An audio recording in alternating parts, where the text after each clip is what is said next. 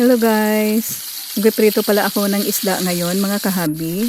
Kasi gusto ko na mag-escabeche ng isda na may sahog na gulay na kalabasa.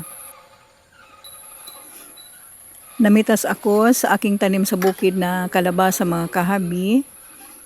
Pinitas ko ng aking bunga ng kalabasa kahit bukol pa lang siya mga kahabi kasi panay lang nahuhulog sa lupa. Yan, nabubulok.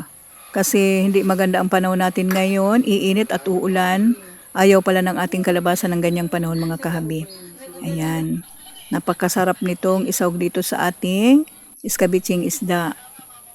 Ayan, namitas rin ako ng bulaklak ng ating kalabasa. Ayan. Ang ating kalabasa, yan, napakasarap niyan mga kahabi. Napakasarap nitong isawag sa ating escabeche. Napakasustansya. Yan, linisan lang. Sa may uluhan mga kahabi, tanggalin ang matigas na dahon.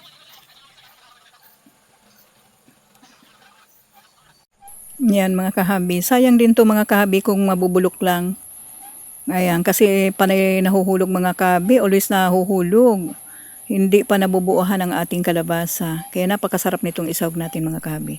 Lalo na itong talbos ng kalabasa, napakasarap niyan mga kahabi isahog. Yan, narito ang ating ingredients.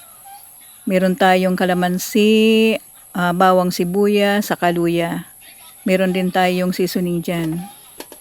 And then kamatis, saka paminta. Yan, unang gawin mga kahabi ay hiwa-hiwain muna ang ating bunga ng kalabasa.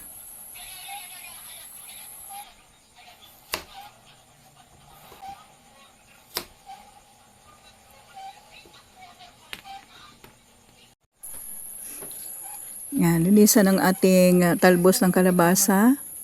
Yan, balatan lang mga kahabi ng kaunti at saka putol-putulin.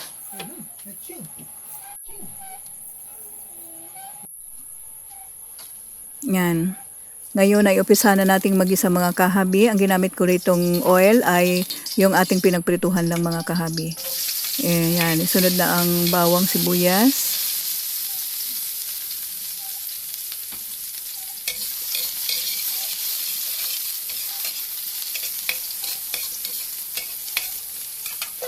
Ang luya pala mga kahabi, sinasabay ko ito sa pagisa kasi lumalabas ang kanyang lasa kapag ito ay iginisa natin.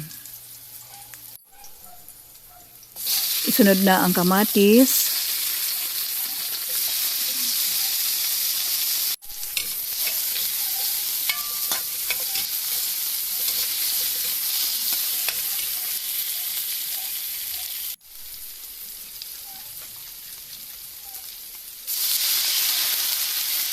At saka ibuhos na ang tubig.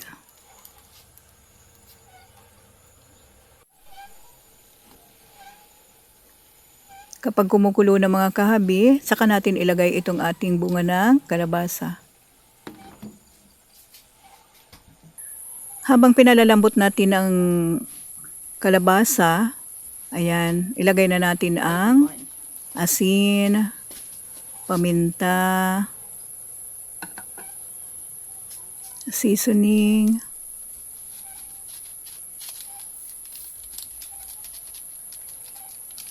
and then kapag malambot ng ating kalabasa, ilagay na ang ating prito. Ayan. Isunod na rin ang ating bulaklak ng kalabasa. And then talbos ng kalabasa. Ayan. Nako. Takpan ng kaunti. Yan. Kapag luto na, yan na ang ating, yan, ilagay na ang kalamansi juice. Ayan. Narito na ang aming ulam sa aming hapunan ngayon mga kahabi.